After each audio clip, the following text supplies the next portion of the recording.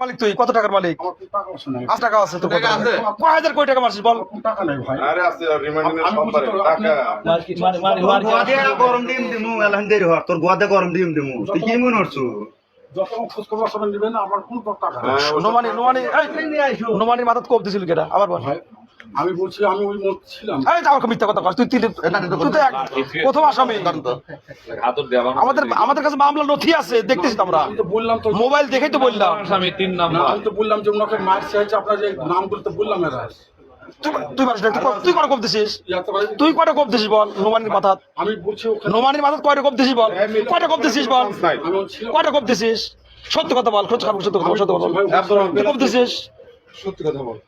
Plus নেশো আর দাঁতে একটাও রাখুন না। আমি কিভাবে বুঝাবো আমি? বল কয়টা কোপ দিছিস বল? বল কোপ দিছিস। নোমানি কোন পদ ছিল? দাঁতে একটাও রাখুন না। এই শিবিরের নোমানি কোন পদে ছিল তখন? কোন পদে ছিল?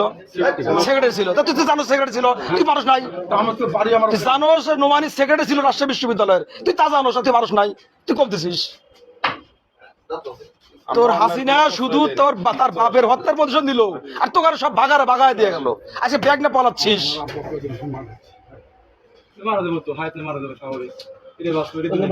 থাকতে মেরে হালা নোমানের বাপের কি হয়েছিল? নোমানের বাপ তখন কি হয়েছে? তোর বাপ মারছে, আমার মারছে। আল্লাহ তোর বাপ কয়দিন আগে মরছে প্লাস নেশো দাঁত